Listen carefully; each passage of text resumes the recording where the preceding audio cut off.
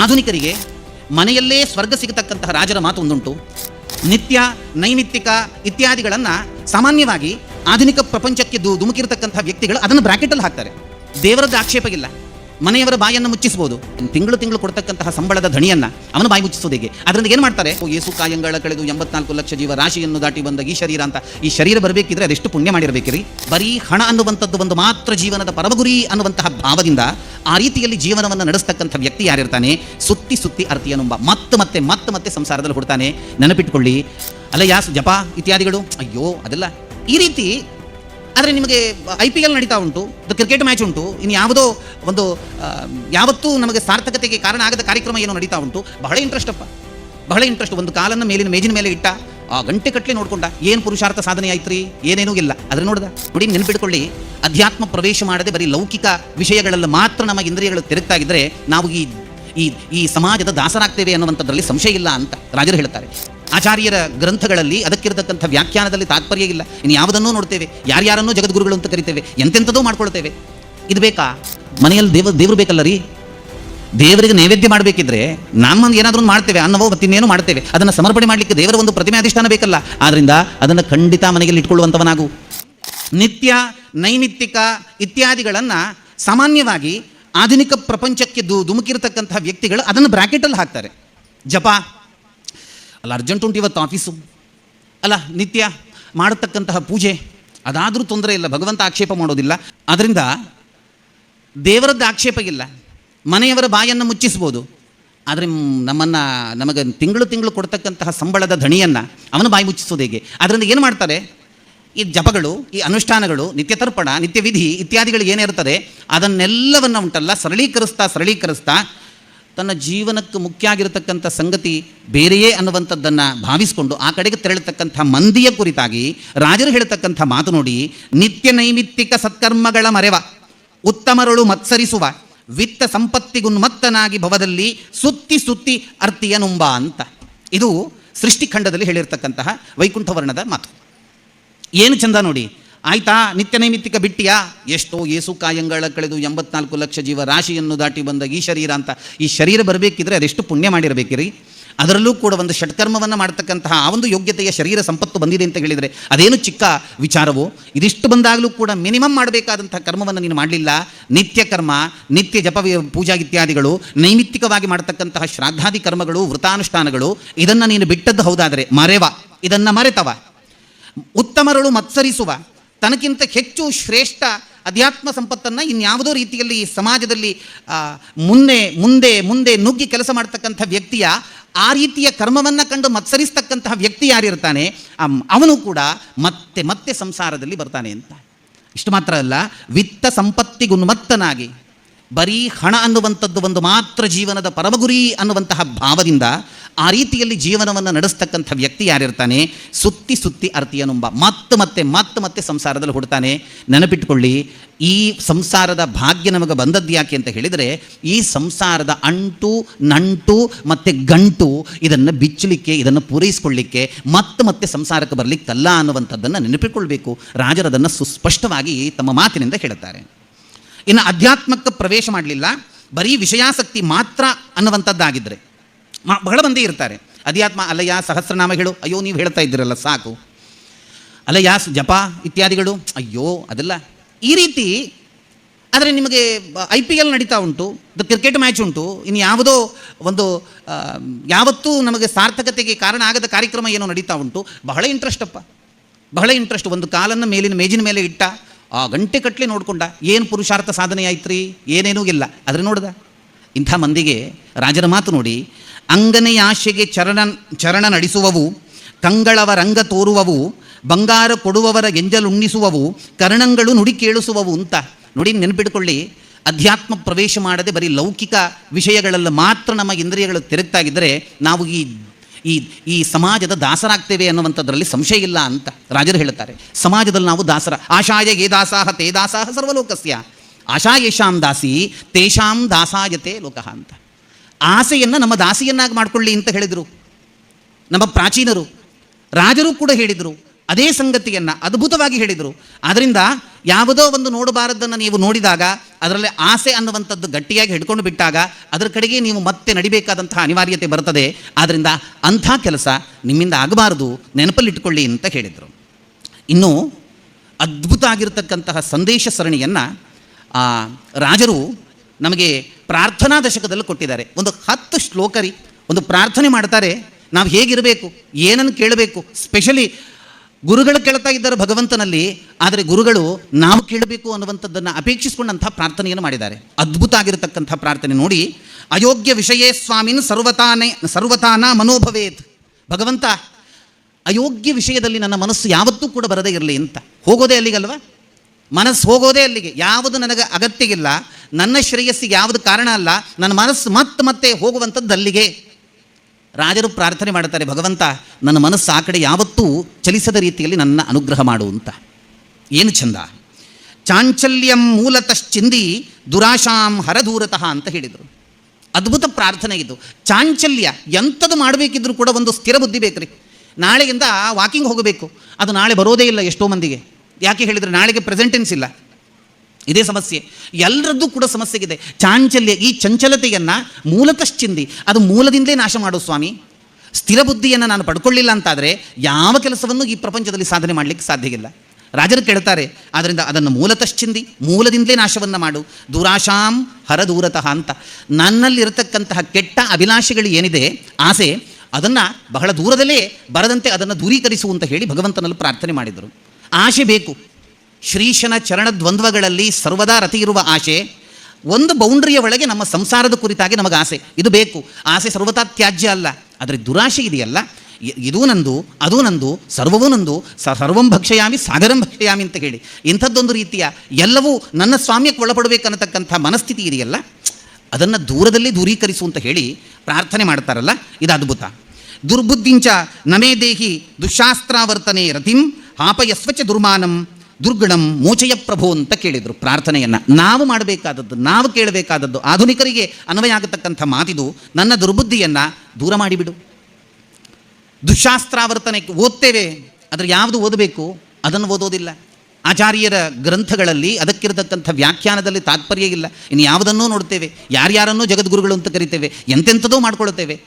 ಇದು ಬೇಕಾ? ಇಂಥ ಸ್ಥಿತಿ ಬೇಕಾ? ಅದರಿಂದ ಅಂಥ ಆಗಮಗಳಲ್ಲಿ, ಅಂಥ ಆಗಮವನ್ನು ಪಾಠ ಮಾಡ್ತಕ್ಕಂತಹ ಗುರುಗಳು ನಾವು ಅಂತ ಹೇಳ್ತಕ್ಕಂಥ ಗುರುಗಳಲ್ಲಿ ನನ್ನ ಮನಸ್ಸು ದೂರ ಇರಲಿ, ಅದರ ಕಡೆಗೆ ಯಾವತ್ತೂ ರತಿ ಬೇಡ ಅಂತ ಆ ಪ್ರಾರ್ಥನೆಯನ್ನೇ. ದುರ್ಮಾನಂ, ಅಭಿಮಾನ ದುರಭಿಮಾನಗಳು ಒಂದು ಪಕ್ಷ ನನ್ನಲ್ಲಿ ಇದ್ದದ್ದು ಹೌದಾದರೆ ಅದನ್ನು ಬಿಡಿಸು, ಆ ಮಾನವನ್ನು ದೂರೀಕರಿಸು. ಮತ್ತು ದುರ್ಗುಣಂ ಮೋಚಯ ಪ್ರಭು ಅಂತ ಕೇಳಿದರು. ಕೆಟ್ಟ ಗುಣಗಳಿಗೆ ನನ್ನ ದೇಹ, ನನ್ನ ಮನಸ್ಸು, ನನ್ನ ಆತ್ಮ ಯಾವತ್ತೂ ಅಧಿಷ್ಠಾನ ಆಗದೇ ಇರಲಿ ಅನ್ನತಕ್ಕಂಥ ಅದ್ಭುತ ಪ್ರಾರ್ಥನೆಯನ್ನು ಹೇಳ್ತಾ ನಮಗೆ ಏನು ನಿಜವಾಗಿ ಕೇಳಬೇಕು ದೇವರಲ್ಲಿ ಅನ್ನುವಂಥದ್ದನ್ನು ಹೇಳ್ತಾ ಇದ್ದಾರೆ. ಇದು ಅದ್ಭುತ. ಇದು ಮತ್ತು ಅಪಕರ್ಷತು ಜಿಕ್ವಾಮೇ ಲೋಕವಾರ್ತಾ ದುರನ್ನತಃ ದುರ್ವಾರ್ತಾ ದುಷ್ಟಶಬ್ದೇಭ್ಯೋ ನಿವರ್ತಯ ಹರೇಶ್ರುತಿ ಅಂತ ಹೇಳಿ ಎಲ್ಲ ನಾಲಿಗೆಗೆ ಸಂಬಂಧಪಟ್ಟದ್ದು ಏನಿದೆ, ಕೆಟ್ಟ ಆಹಾರಗಳು ಅಥವಾ ಕೆಟ್ಟ ಮಾತು, ಲೋಕವಾರ್ತೆ, ನನಗೆ ಸಂಬಂಧಪಡದೇ ಇರತಕ್ಕಂಥ ವಿಚಾರಗಳ ವಾರ್ತೆಗಳಿಗೇನಿದೆ ಅದನ್ನು ಯಾವತ್ತೂ ಕೇಳದಂತೆ ನನ್ನನ್ನು ನೀನು ಅನುಗ್ರಹ ಮಾಡು. ಅಷ್ಟು ಮಾತ್ರ ಅಲ್ಲ, ನನ್ನ ಕಿವಿ ಉಂಟಲ್ಲ ಯಾವತ್ತೂ ಕೇಳಬೇಕಾದದ್ದನ್ನು ಮಾತ್ರ ಕೇಳುವಂತೆ ನೀನು ಅನುಗ್ರಹ ಮಾಡುವಂತಹ ಪ್ರಾರ್ಥನೆಯನ್ನು ರಾಜರು ಮಾಡ್ತಾ ಇದ್ದಾರೆ. ಎಂಥ ಪ್ರಾರ್ಥನೆ! ರಾಜರ ಇಡೀ ಜೀವನ ಅನ್ನುವಂಥದ್ದು ಅವರು ಏನು ಕೇಳಿದ್ರು ಅದೇ ರೀತಿಗಿತ್ತು. ಅದರಿಂದ ಅವರ ಪ್ರಾರ್ಥನೆ ಅವರದ್ದಲ್ಲ, ನಮಗೋಸ್ಕರ ಪ್ರಾರ್ಥನೆ ಮಾಡಿರ್ತಕ್ಕಂಥದ್ದು. ನಾವೇನು ಕೇಳಬೇಕು ಅನ್ನುವಂಥ ಸೂಚನೆಯನ್ನು ರಾಜರು ಕೊಡ್ತಾ ಇದ್ದಾರೆ ತಮ್ಮ ಮಾತಿನ ಮುಖಾಂತರವಾಗಿ ಅಂತ. ಮತ್ತು ಕರೌ ತ್ವದರ್ಚನೆ ನಿತ್ಯಂ ಸುಖತೀರ್ಥಸ್ಯ ಲೇಖನೆ ತ್ವದಾಲಾಪೆ ತ್ವದುಚ್ಚಿಷ್ಟ ಭೋಜನೆ ಗುರು ಜಿಕ್ವಿಕಾಂ ಅಂತ ಹೇಳಿ ಅದ್ಭುತ. ಇದು ಮತ್ತೊಂದು ಪ್ರಾರ್ಥನೆ. ನನ್ನ ಕೈಗಳು ಉಂಟಲ್ವಾ, ನನ್ನ ಕೈಗಳು ದೇವರ ಪೂಜೆಗೆ ಹೂಗಳನ್ನು ಕೀಳುವಲ್ಲಿ ನನ್ನ ಕೈಗಳು ಉಪಯೋಗ ಆಗಲಿ, ಆ ಗೋವಿಂದನ ಚರಣಾರವಿಂದಕ್ಕೆ ನಮಿಸುವಲ್ಲಿ ನನ್ನ ಕೈಗಳು ಮುಂದೆ ಬರಲಿ. ಯೌತತ್ ಪೂಜಾ ಕರವು ಕರವು ಅಂತ ಆಚಾರ್ಯರು ಹೇಳ್ತಾರಲ್ಲ, ಅದರಂತೆ ನನ್ನ ಕರಗಳು ಮುಂದಕ್ಕೆ ಬರಲಿ, ಅದಕ್ಕೋಸ್ಕರ ನನ್ನ ಕರಗಳು ಮೀಸಲಾಗಲಿ. ಮತ್ತೊಬ್ಬನಿಗೆ ಬಡಿಯುವಂಥದ್ದನ್ನು, ಮತ್ತೊಬ್ಬನಿಗೆ ಏನೋ ಬೊಟ್ಟು ಮಾಡಿ ತೋರಿಸುವಂಥದ್ದಕ್ಕೆ ನನ್ನ ಕೈಗಳು ಯಾವತ್ತೂ ಮುಂದೆ ಬಾರದೇ ಇರಲಿ ಅನ್ನುವಂಥದ್ದು. ಮತ್ತು ಸುಖತೀರ್ಥಸ್ಯ ಲೇಖನೆ ಅಂತ ಆಚಾರ್ಯರ ಕುರಿತಾಗಿ, ಆಚಾರ್ಯರ ಗ್ರಂಥದ ಕುರಿತಾಗಿ, ಅದರ ವಿಷಯವನ್ನು ಕುರಿತಾಗಿ ನೋಡುವಂಥದ್ದು. ಬರಿಬೇಕಿತ್ತು, ಬರಲಿಕ್ಕಾಗಲಿಲ್ಲ, ಬರೆದವರದ್ದಾದರೂ ನೋಡುವಂತಹ ಒಂದು ರೀತಿಯ ಮನೋಭಾವ, ಮನಸ್ಥಿತಿ ನಂದಾಗಲಿ. ನಿನ್ನ ಕುರಿತಾಗಿ ನಿನ್ನ ನೈವೇದ್ಯ ಶೇಷವನ್ನು ಅದನ್ನು ಉಣ್ತಕ್ಕಂತಹ ಭಾಗ್ಯ ಅದು ನನಗೆ ಪ್ರಾಪ್ತ ಆಗಲಿ ಅನ್ನುವಂತಹ ಪ್ರಾರ್ಥನೆಯನ್ನು ರಾಜರು ವಿಶೇಷವಾಗಿ ಮಾಡುತ್ತಾರೆ. ಇನ್ನು ಬಹಳ ಮುಖ್ಯವಾಗಿ ಆಧುನಿಕರಿಗೆ ಮನೆಯಲ್ಲೇ ಸ್ವರ್ಗ ಸಿಗತಕ್ಕಂತಹ ರಾಜರ ಮಾತು ಒಂದುಂಟು. ಅದು ಸದಾಚಾರ ಸ್ಮೃತಿ ಅಂತ, ಕನ್ನಡದ ಸದಾಚಾರ ಸ್ಮೃತಿ ಅಂತ ಅದನ್ನು ಕರೆದಿದ್ದಾರೆ ಜ್ಞಾನಿಗಳು. ಅಲ್ಲಿ ಮತ್ತೆ ವಿಶೇಷವಾಗಿ ರಾಜರು ಹೇಳ್ತಾರೆ ನೋಡಿ, ಪರಮಹರುಷದಿಂದ ದೇವಪ್ರಸಾದವನು ವರಮಾತೃ ಪಿತೃ ಸಹೋದರರು ಸಹಿತ ಪರಮ ಸಖರ ಪಂಕ್ತಿ ಪಾವನರೊಡಗೂಡಿ ನರಹರೇ ಎನ್ನುತ್ತಾ ಭೋಜನ ಮಾಡಿ ಮೋದಿಸುತ್ತಾ ಅಂತ. ಎಂಥ ಮಾತಿದು, ಆಧುನಿಕರಿಗೆ ಹೇಳಿದ್ದಿದು, ರಾಜರ ಡೈರೆಕ್ಟ್ ಮಾತಿದು. ನಿಮ್ಮ ಮನೆ ಸ್ವರ್ಗ ಆಗಬೇಕಾ, ಸ್ವರ್ಗ ಸಿಗಬೇಕು ಅಂತ ನಾವು ವೃತ ನಿಯಮ ತಪಸ್ಸು ಏನೇನೋ ಮಾಡ್ತೇವಲ್ಲ, ಅದಾಯಿತು, ಅದು ಎಕ್ಸ್ಟ್ರಾ ಪುಣ್ಯಕ್ಕೆ ಕಾರಣ ಆದಿತ್ತು. ಮನೆಯನ್ನೇ ಸ್ವರ್ಗ ಮಾಡಲಿಕ್ಕಾಗ್ತದೆ, ಹಿಂಗೆ ಮಾಡ್ರಿ ಅಂತ ಹೇಳ್ತಾರೆ. ಏನು ಮಾಡಬೇಕು? ಪರಮಹರುಷದಿಂದ ದೇವಪ್ರಸಾದವನ್ನು, ದೇವರ ಮುಂದೆ ಇಟ್ಟಂತಹ ನೈವೇದ್ಯ ಏನಿದೆ, ದೇವರಿಗೆ ಸಮರ್ಪಿತ ಆಗಿರತಕ್ಕಂಥ ನೈವೇದ್ಯ ಏನಿದೆ, ಅದನ್ನು ಹಿಂಗೆ ಉಣಬೇಕಂತೆ. ಹೇಗೆ? ಪರಮ ವರ ಮಾತೃ ಪಿತೃ ಸಹೋದರರು ಸಹಿತ, ಅಪ್ಪ ಅಮ್ಮ ಅಣ್ಣ ತಮ್ಮ ಅಕ್ಕಂದರು ಮದುವೆ ಆಗುವುದಕ್ಕಿಂತ ಮುಂಚೆ ಒಂದು ಪಕ್ಷ ಎಲ್ಲರೂ ಇದ್ದರೆ ಎಲ್ಲರೂ ಒಟ್ಟು ಕೂಡಿಕೊಂಡು ಅದರೊಟ್ಟಿಗೆ ಅತ್ಯಂತ ಶ್ರೇಷ್ಠ ವ್ಯಕ್ತಿಗಳನ್ನು, ಪಂಕ್ತಿ ಪಾಮರರು ಒಂದು ಪಕ್ಷ ಬರುವಂಥದ್ದಿದ್ದರೆ ಅವರನ್ನೂ ಕೂಡ ಅವರ ಬರುವಿಕೆಯನ್ನು ಕಾಯ್ತಾ ಎಲ್ಲರೂ ಕೂಡ ಒಟ್ಟಿಗೆ ಕೂತ್ಕೊಂಡು ನರಹರಿ ಅಂತ ಹೇಳ್ತಾ ದೇವರ ಪ್ರಸಾದವನ್ನು ಉಣ್ಣಬೇಕಂತೆ. ಸ್ವಲ್ಪ ಯೋಚನೆ ಮಾಡಿ, ರಾಜರು ಎಷ್ಟು ವಿಷಯವನ್ನು ಹೇಳ್ತಾ ಇದ್ದಾರೆ. ವರಪ್ರಸಾದ ಪರಮಹರುಷದಿಂದ ದೇವಪ್ರಸಾದವನ್ನು ಅಂತ ಒಂದು ಸೆಂಟೆನ್ಸ್ ಹೇಳಿದ್ರಲ್ಲ, ಇದರ ಹಿಂದೆ ಎಷ್ಟಿದೆ ಗೊತ್ತಾ? ಮನೆಯಲ್ಲಿ ದೇವರು ಬೇಕಲ್ಲ ರೀ, ದೇವರಿಗೆ ನೈವೇದ್ಯ ಮಾಡಬೇಕಿದ್ರೆ ನಮ್ಮ ಏನಾದರೂ ಒಂದು ಮಾಡ್ತೇವೆ, ಅನ್ನವೋ ಮತ್ತಿನ್ನೇನೋ ಮಾಡ್ತೇವೆ, ಅದನ್ನು ಸಮರ್ಪಣೆ ಮಾಡಲಿಕ್ಕೆ ದೇವರ ಒಂದು ಪ್ರತಿಮೆ ಅಧಿಷ್ಠಾನ ಬೇಕಲ್ಲ. ಆದ್ದರಿಂದ ಅದನ್ನು ಖಂಡಿತ ಮನೆಯಲ್ಲಿ ಇಟ್ಕೊಳ್ಳುವಂಥವನಾಗು. ಮತ್ತು ಮಾತೃ ಪಿತೃ ಸಹೋದರರ ಒಡನೆ ಕೂತ್ಕೊಂಡು ಊಟ ಮಾಡಬೇಕಿದ್ರೆ, ಹಾಗಿದ್ರೆ ತಂದೆ ತಾಯಿಗಳು ಅನಾಥಾಶ್ರಮಕ್ಕೆ ಹೋಗಲಿಕ್ಕೆ ಇಲ್ಲ ಅಲ್ವಾ, ಅವರನ್ನು ಆ ಕಡೆ ಹಾಕಲಿಕ್ಕಿಲ್ಲ ಅಲ್ವಾ, ತಂದೆ ತಾಯಿಗಳು ಪ್ರಾಯ ಆದಮೇಲೂ ಕೂಡ ಅವರ ಸೇವೆ ಅನ್ನುವಂಥದ್ದು ಕರ್ತವ್ಯ ಅಲ್ವಾ. ಏನು ಚೆನ್ನಾಗಿ ರಾಜರು ಈ ಸಂಗತಿಯನ್ನು ಹೇಳ್ತಾರೆ. ಸಹೋದರರು, ಒಬ್ಬ ಬಂದ ಕೈಯಲ್ಲಿ ಹಿಡ್ಕೊಂಡ, ಅವನ ತಿಂದ ಹೋದ, ಮತ್ತೊಬ್ಬ ಬಂದ ಅವನು ಹೊತ್ತಿಗೆ ಬಂದ, ಅವನು ಹಾಕ್ಕೊಂಡ ತಿಂದ ಹೋದ. ಎಂಥದಿದು? ಏನಾದರೂ ಒಂದು ಅರ್ಥ ಇದೆಯಾ? ಉಣ್ಣುವಿಕೆ ಅನ್ನುವಂಥದ್ದೇನಿದೆ ಅದೊಂದು ಯಜ್ಞ. ಆ ಒಂದು ರೀತಿಯಲ್ಲಿ ಅದನ್ನು ಮಾಡಿದಾಗ ಮಾತ್ರ ಜೀವನ ಯಜ್ಞ ಅನ್ನುವಂಥದ್ದು ಒಂದು ರೀತಿ ಪೂರ್ಣತೆಯನ್ನು ಕಾಣಲಿಕ್ಕೆ ಸಾಧ್ಯ. ಆದ್ದರಿಂದ ಪರಮಸಖರ ಪಂಕ್ತಿ ಪಾವನರೊಡಗೂಡಿ ನರಹರೇ ಎನ್ನುತ್ತಾ ಭೋಜನ ಮಾಡಿ ಮೋದಿಸುತ್ತಾ ಅಂತ ದೇವರ ಹೆಸರನ್ನು ಹೇಳ್ತಾ ನಮಗೆ ಇಡೀ ಪ್ರಪಂಚದ ಮಾತು ಆಡಲಿಕ್ಕೆ ಟೈಮ್ ಸಿಗೋದು ಎಲ್ಲಿ ಅಂತ ಹೇಳಿದರೆ ಊಟ ಕೂತಾಗ. ವಿಷಯ ಗೊತ್ತಾಯ್ತಾ ಅಂತ ಶುರು ಮಾಡ್ತಾರೆ. ಮಜ್ಜಿಗೆ ಬರುವ ತನಕ ವಿಷಯವೇ. ಒಂದು ಸರ್ತಿ ನರಹರಿ ಬರೋದಿಲ್ಲ, ಶ್ರೀಹರಿ ಬರೋದಿಲ್ಲ. ಶ್ರೀಪತಿ ಯಾರೋ ಪುಣ್ಯಾತ್ಮರು ಊಟದ ಮಧ್ಯದಲ್ಲಿ ಗೋವಿಂದ ಗೋವಿಂದ ಗೋವಿಂದ ಅಂತ ಹೇಳಿದರೆ ಸುತ್ತ ಕೂತ್ಕೊಂಡವರು ಅವರನ್ನು ಚಂದ್ರಲೋಕದಿಂದ ಬಂದಿಳಿದ ವ್ಯಕ್ತಿ ಅಂತ ನೋಡ್ತಾರೆ. ಇದು ಯಾವುದು ನಮ್ಮೂರಿನ ಪ್ರಾಣಿ ಅಲ್ಲ ಅಂತ. ಆ ಪುಣ್ಯಾತ್ಮ ಪಾಪ ಗೋವಿಂದನ ನಾಮಸ್ಮರಣೆ ಮಾಡ್ತಾ ಇರ್ತಾರೆ, ಆದರೆ ನಮಗೆ ಈ ಗ್ರಹಕ್ಕೆ ಸಂಬಂಧಪಟ್ಟ ವ್ಯಕ್ತಿ ಅಲ್ಲ ಅಂತ. ಯಾಕೆ? ಲೌಕಿಕವಾಗಿ ಮಾತನಾಡಬೇಕು ನಾವು. ಊಟದ ಒಂದು 20 ನಿಮಿಷ ಉಂಟಲ್ಲ, ಲೌಕಿಕ ಮಾತನಾಡಬೇಕು. ರಾಜರು ಹೇಳ್ತಾರೆ, ನರಹರಿ ಅನ್ನುವಂಥದ್ದನ್ನು ಹೇಳಯ್ಯ. ಬಾಯಿ ತೆಗೆದಾಗ, ಒಂದು ಆಹಾರವನ್ನು ಉಂಡಾಗ ಗಟ್ಟಿಯಾಗಿ ಆದರೂ ಸರಿ, ಮನಸ್ಸಿನಲ್ಲಾದರೂ ಸರಿ ದೇವರ ಸ್ಮರಣೆ ಮಾಡು. ನೀನು ಉಣ್ತೀಯಲ್ಲ, ಉಂಡದ್ದು ಕರಗಬೇಕಿದ್ರೆ ಒಳಗೆ ಎಷ್ಟು ಕಾರ್ಯಕ್ರಮ ಆಗಬೇಕು ಗೊತ್ತಾ? ಅಹಂ ವೈಶ್ವಾನರೋ ಭೂತ್ವ, ಕೃಷ್ಣ ಹೇಳ್ತಾನೆ. ನಾವನು ಮತ್ತೆ ಒಳಗೆ ವೈಶ್ವಾನರಾಗಿ ಇಲ್ಲ ಅಂತ ಆದರೆ ತಿಂದದ್ದು ಕರಗ್ತದ? ಅದು ಸ್ಥೂಲ, ಅದು ಮಧ್ಯ, ಅದು ಸೂಕ್ಷ್ಮ ರೂಪವಾಗಿ ಪರಿವರ್ತನೆ ಆಗ್ತದ, ಅದು ಮನಸ್ಸಿನ ಕಡೆಗೆ ಹೋಗ್ತದ ಆಹಾರ. ಎಷ್ಟು ಕೆಲಸ ಆಗಲಿಕ್ಕಿದೆ. ಏನು ನೀನು ಮಾಡ್ತಾ ಇದ್ದೀಯಾ? ನೀನು ಉಂಡದ್ದು ಮಾತ್ರ ಗೊತ್ತು, ಮತ್ತೆ ಏನಾದರೂ ನಿನಗೆ ಗೊತ್ತಿದೆಯಾ? ಎಲ್ಲ ಮಾಡ್ತಾ ಇರುವಂಥದ್ದು ಒಳಗೆ ಭಗವಂತ. ಆದ್ದರಿಂದ ಅವನನ್ನು ಸ್ಮರಿಸ್ತಾ ಈ ಉಂಡದ್ದೆಲ್ಲ ಕರಗಲಿಯಪ್ಪ, ನಿನ್ನ ಪ್ರಸಾದವನ್ನು ನಾನು ಸ್ವೀಕಾರ ಮಾಡ್ತಾ ಇದ್ದೇನೆ ಅನ್ನುವಂತಹ ಉದಾತ್ತ ಭಾವ ನಿನಗಿರಲಿ ಅಂತ ಹೇಳುವಂಥದ್ದು. ಮತ್ತು ಇಷ್ಟು ಮಾತ್ರ ಅಲ್ಲ, ಸಮಾಜದ ಕುರಿತಾಗಿಯೂ ಕೂಡ ಸಮಾಜದ ಸೇವೆಯನ್ನು ಕೂಡ ಒಬ್ಬ ವ್ಯಕ್ತಿ ಮಾಡಬೇಕನ್ನುವಂತಹ ಬಹಳ ದೊಡ್ಡ ಸಂದೇಶವನ್ನು ಗುರುರಾಜರು ಕೊಡುವಂಥದ್ದಾಗ್ತದೆ. ಪಾಕಿ ಪ್ರಪನ್ನ ಜನತಾಂ ಬ್ರೂಗಿ ತತ್ಯಂ ಹಿತಮೃಣಾಂ ದೇಹಿ ಕಾಂಕ್ಷಿತ ಮರ್ತಿಭ್ಯೋ ಯಾಗಿ ಸಜ್ಜನ ಸಂಗತಿಂ. ಇದು ಹಿತೋಪದೇಶ ರಾಜರದ್ದು. ಏನು ಚಂದದ ಮಾತು ಹೇಳ್ತಾರೆ. ಯಾರು ನಿನ್ನ ಮುಂದೆ ಪ್ರಪನ್ನರಾಗಿ ಬಂದಿದ್ದಾರೆ, ರಕ್ಷೆ ಕೊಡಯ್ಯ, ನಿನ್ನಲ್ಲಿ ಏನಿದೆ ಅದನ್ನು ಕೊಡುವಂಥ ಕೆಲಸವನ್ನು ಮಾಡು. ದೇಹಿ ಕಾಂಕ್ಷಿತ ಮರ್ತಿಭ್ಯೋ, ನಿನ್ನಲ್ಲಿ ಏನು ಹೆಚ್ಚಿದೆ ಅದು ಯಾರಲ್ಲಿ ಕಮ್ಮಿ ಇದೆ ಅವನಿಗೆ ಕೊಡು. ಅದೂ ಕೂಡ ಒಂದು ಸೇವೆ. ಸಮಾಜದ ಸೇವೆಯೂ ಕೂಡ ಶ್ರೀಪತಿಯ ಸೇವೆ. ಅದನ್ನು ಮಾಡುವಂಥದ್ದನ್ನು ಮಾಡು ಅಂತ. ನಿನಗೆ ಸಿಕ್ಕಿದ ಸಂಪತ್ತು ಎಲ್ಲವೂ ಕೂಡ ನೀನೇ ಖರ್ಚು ಮಾಡಬೇಕು ಅನ್ನುವಂಥದ್ದಲ್ಲ ಇವತ್ತಿನ ಮನಸ್ಥಿತಿ. ಹಾಗೆ ನೀನು ಅದನ್ನು ಸರಿಯಾದ ರೀತಿಯಲ್ಲಿ ವಿಭಾಗ ಮಾಡಿ ಇಷ್ಟಿಷ್ಟು ಮಂದಿಗೆ ಅನ್ನುವಂತಹ ಸಂಕಲ್ಪವನ್ನು ನೀನೇ ಮಾಡದೆ ಹಾಗೆ ನಿನಗೆ ಇಟ್ಕೊಂಡದ್ದು ಹೌದಾದರೆ ಅದು ಒಬ್ಬೊಬ್ಬನ ಪಾಲಿಗೆ ಸಲ್ತದಪ್ಪ. ಒಂದು ರೋಗ ಬರ್ತದೆ, ಇನ್ನೇನೋ ಸಮಸ್ಯೆ ಕಾರಣ ಆಗ್ತದೆ, ಕಳ್ಳ ತಗೊಂಡು ಹೋಗ್ತಾನೆ, ಟ್ಯಾಕ್ಸ್ ಕಟ್ಟಬೇಕಾಗ್ತದೆ, ಏನೇನೋ ಆಗ್ತದೆ. ಇದೆಲ್ಲ ಮಾಡುವುದಕ್ಕಿಂತ ನೀನೇ ಸಂಕಲ್ಪ ಮಾಡಿ ಯಾರಾದರೂ ಇಲ್ಲದ ವ್ಯಕ್ತಿಗೆ ಅವನಿಗೆ ಕೊಡುವಂಥ ಕೆಲಸವನ್ನು ಮಾಡು. ರಾಜರು ಈ ಮಾತನ್ನು ಹೇಳ್ತಾರೆ. ಮತ್ತು ಕುರುಭೂತ ದಯಾಂ ನಿತ್ಯಂ, ಪ್ರತಿಯೊಂದು ಪ್ರಾಣಿಗಳಲ್ಲೂ ಕೂಡ ದಯ ಅನ್ನುವಂಥದ್ದಿರಲಿ. ಆಧುನಿಕರ ದೊಡ್ಡ ಸಮಸ್ಯೆ ಏನು ಗೊತ್ತಾ? ಆಕ್ಸಿಡೆಂಟ್ ಆಗ್ತದೆ ರಸ್ತೆಯಲ್ಲಿ, ಹಿಂಗೆ ನೋಡ್ತಾನೆ, ಸೀದಾ ಮಾಡ್ಕೊಂಡು ಹಿಂಗೆ ತಿರ್ಕೊಂಡು ಆ ರಸ್ತೆಯಲ್ಲಿ ಹೋದರೆ ಬ್ಲಾಕ್ ಆಗ್ತದೆ ಅಂತ ಹೀಗೆ ಹೋಗ್ತಾನೆ. ಎಲ್ಲಿಗೆ ಬಂತಲ್ಲ ನಾವು. ನಾಯಿ ತನ್ನ ಮತ್ತೊಂದು ಕೂಸಿಗೋ ಮತ್ತೊಂದು ನಾಯಿಯೋ ಏನಾದರೂ ಆಚೀಚೆ ಆದರೆ 4-6 ನಾಯಿಗಳು ಬಂದು ನೋಡುತ್ತವೆ, ಅವುಗಳ ದುಃಖವನ್ನು ತೋರಿಸ್ತವೆ. ಮನುಷ್ಯ ನೋಡಿ ಎಲ್ಲಿಗೆ ಬಂದ, ರಾಜರು ಹೇಳ್ತಾರೆ ಕುರುಭೂತ ದಯಾಂ ನಿತ್ಯಂ. ಮತ್ತು ಒಂದು ದಿವಸ ತೋರ್ಪಡಿಕೆಯ ನಾಟಕಕ್ಕೋಸ್ಕರ ಮಾಡೋದಲ್ಲ, ಇದು ನಿತ್ಯ ನಿನ್ನ ಜೀವನದ ಸಂಕಲ್ಪ ಆಗಿರಬೇಕು. ಸರ್ವಭೂತ ದಯೆ. ಆದ್ದರಿಂದಲೇ ಹಿಂಸೆ ಅನ್ನುವಂಥದ್ದು ನಿನ್ನಲ್ಲಿ ಸರ್ವತಾ ಇರುವಂಥದ್ದಾಗಬಾರದು. ಮಾನಸಿಕವಾಗಿ ಹಿಂಸೆ ಕೊಡಬೇಡ, ದೈಹಿಕವಾಗಿ ಹಿಂಸೆ ಕೊಡಬೇಡ, ಯಾವುದೇ ಕಾರಣಕ್ಕೂ ಹಿಂಸೆಯನ್ನು ನೀಡಬೇಡ ಅನ್ನುವಂತಹ ದೊಡ್ಡ ಸಂದೇಶವನ್ನು ಕೊಡ್ತಾರೆ. ಮತ್ತು ಜಾನೀಹಿ ನಿತ್ಯಂ ಆತ್ಮಾನಂ, ಇದು ಸಾಕ್ಷಾತ್ ವೇದಾಂತದ ಮಾತು. ನಿತ್ಯ ನಿನ್ನನ್ನು ಕುರಿತಾಗಿ ನೀನು ಆಲೋಚನೆ ಮಾಡ್ಕೋ, ಯಾಕೆ ಬಂದಿ ಅನ್ನುವಂಥದ್ದನ್ನ ಕುರಿತಾಗಿ ನೀನು ಆಲೋಚನೆ ಮಾಡುವಂಥ. ಇದು ಎಲ್ಲಿ ತನಕ ಹೇಳ್ತಾರೆ, ರುಕ್ಮಿಣೀಶ ವಿಜಯದಲ್ಲೇ ರಾಜರು ಅಕ್ರೂರ ಬಂದಾಗ ಕೃಷ್ಣ ಅಕ್ರೂರನಲ್ಲಿ ಕುಶಲ ಪ್ರಶ್ನೆಯನ್ನು ಮಾಡ್ತಾ ಮಾಡ್ತಾ ಅವನ ಹತ್ರ ಕೇಳ್ತಾರಂತೆ, ಕಿಂ ಸಂಸಾರ ವಿಮುಕ್ತಯೇ ಪ್ರಯತಸೆ.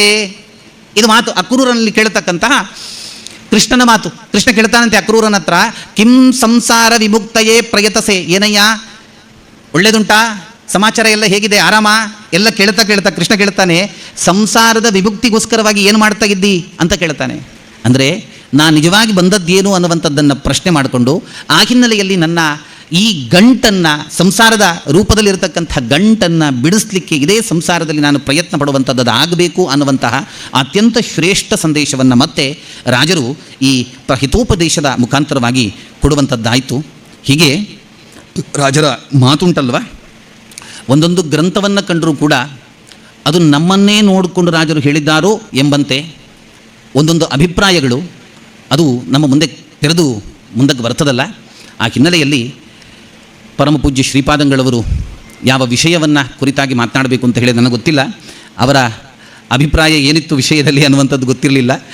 ಅಂತೂ ಅದಕ್ಕೆ ಅನ್ಯಾಯ ಆಗದ ರೀತಿಯಲ್ಲಿ ಮಾತನಾಡುವ ಕಿಂಚಿತ್ ಪ್ರಯತ್ನ ಅವರ ಮಂತ್ರಾಕ್ಷತೆ ನನ್ನಿಂದ ನಡೆಸಿದೆ ಅನ್ನುವಂತಹ ಮಾತನ್ನು ಹೇಳ್ತಾ ಈ ಚಿಂತನೆಯನ್ನು ಗುರುರಾಜರ ಅಂತರ್ಯಾಮಿ, ಹಯಗ್ರೀವ ಅಭಿನ್ನ, ವೇದವ್ಯಾಸಾತ್ಮಕ, ಮಧ್ವಪತಿ ಗೋಪಾಲಕೃಷ್ಣನ ಚರಣಾರವಿಂದಕ್ಕೆ ಸಮರ್ಪಿಸ್ತಾ ಶ್ರೀಹರಿಕೃಷ್ಣಾರ್ಪಣಮಸ್ತು.